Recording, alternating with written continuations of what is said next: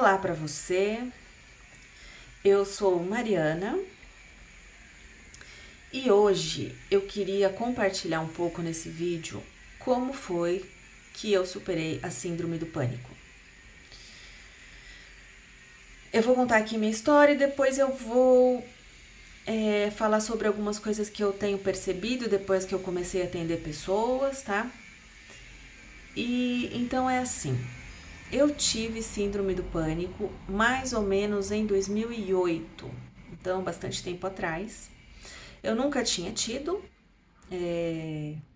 nenhum sinal, eu sempre tive depressão na minha vida. Uma depressão moderada, assim. Mas eu nunca tinha tido síndrome do pânico.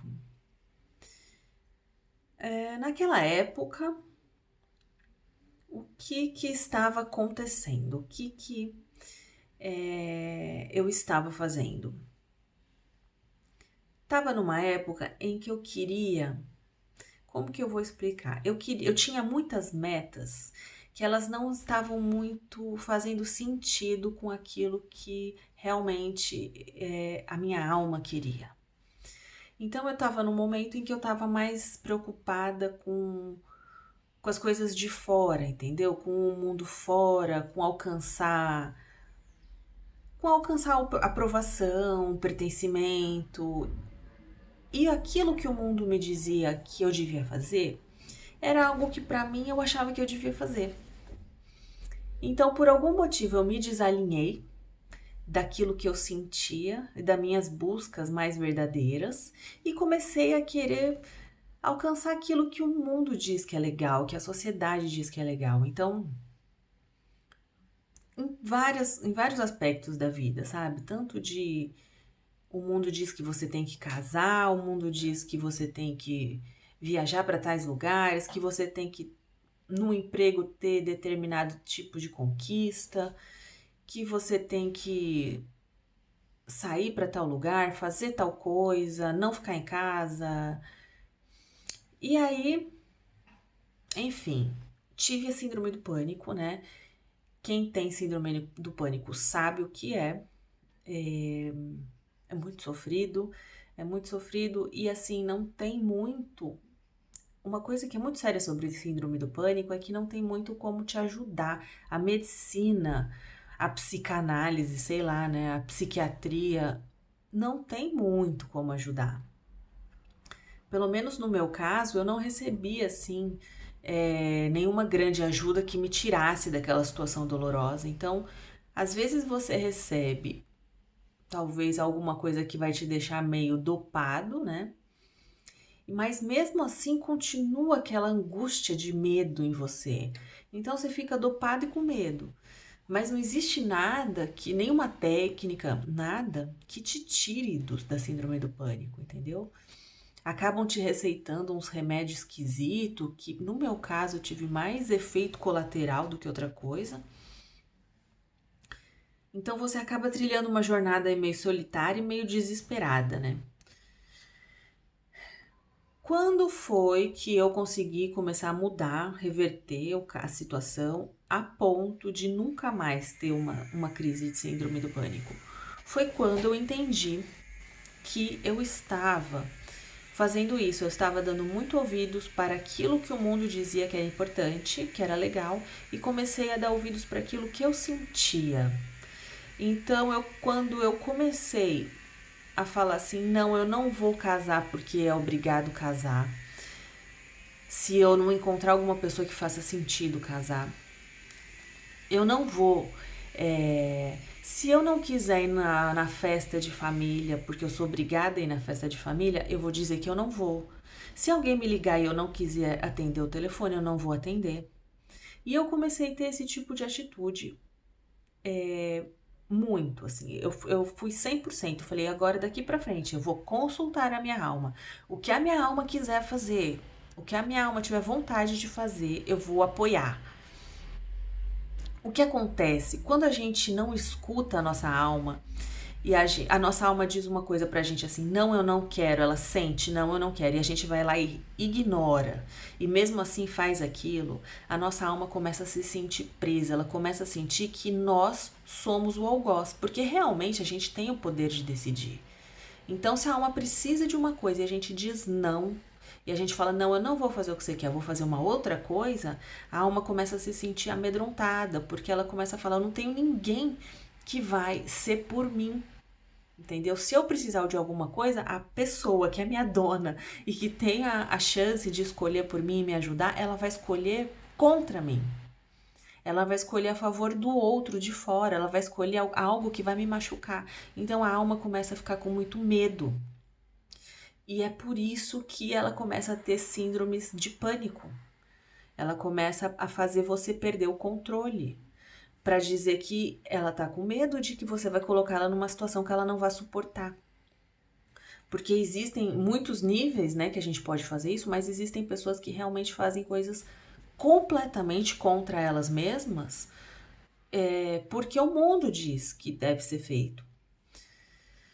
Então eu comecei a ser muito radical nesse sentido, sabe? Para as mínimas coisas eu comecei a falar, não, não quero falar com essa pessoa, se essa pessoa passar por mim, eu não vou falar com essa pessoa. Se tiver amigo que eu não gosto, não vai ser mais meu amigo, entendeu?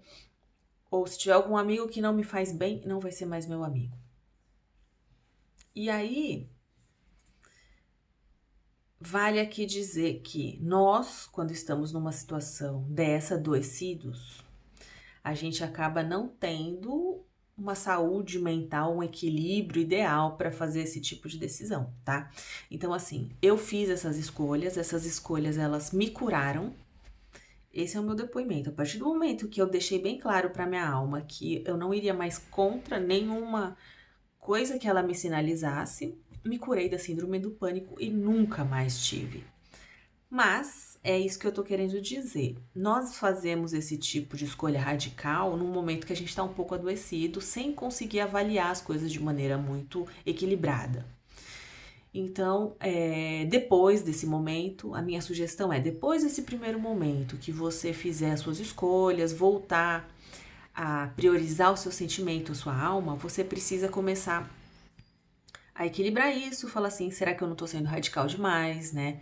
Porque nós vivemos em sociedade, nós precisamos às vezes fazer renúncias, nós precisamos, não é tudo da forma que a gente quer, entendeu? Então é isso que a gente precisa ter atenção. O que é realmente da alma e o que é um probleminha de inadequação de personalidade, entendeu?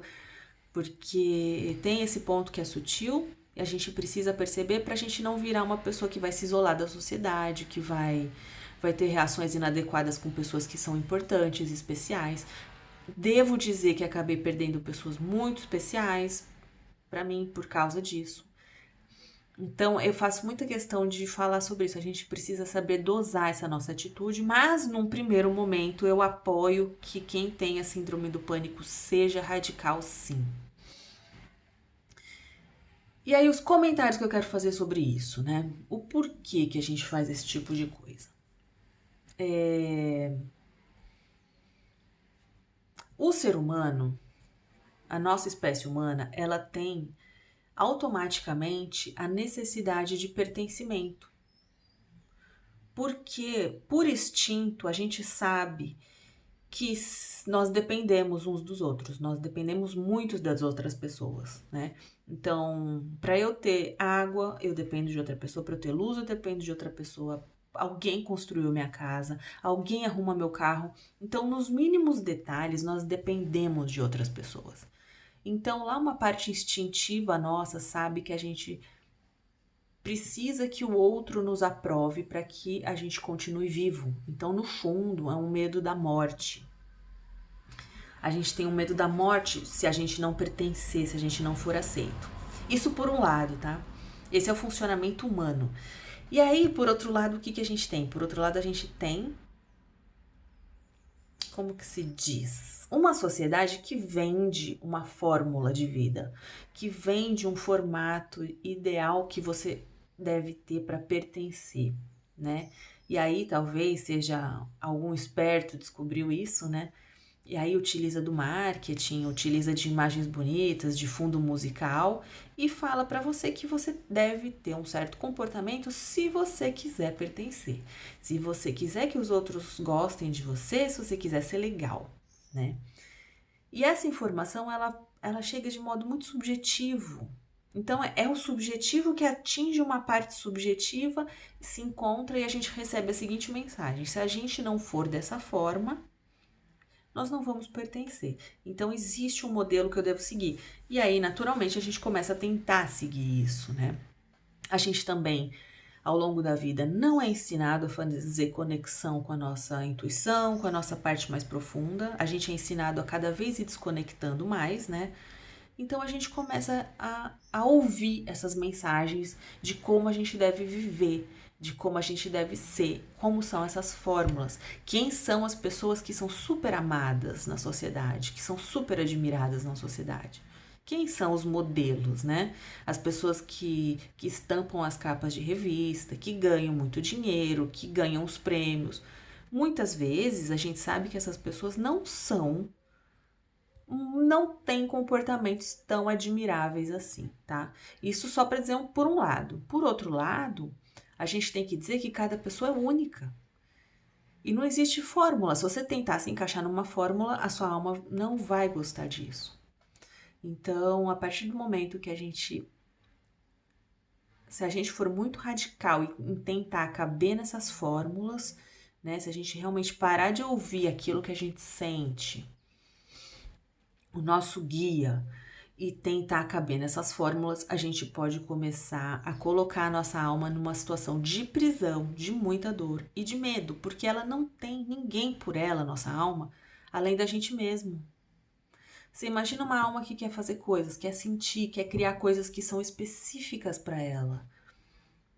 Mas ela não tem você para ouvir ela, ninguém mais vai ouvir ela. Então, é como você ser colocado num calabouço, entendeu? Imagina alguém não ouve aquilo que você precisa e fala: não, fica aí, eu não vou te ouvir, eu vou ouvir outro.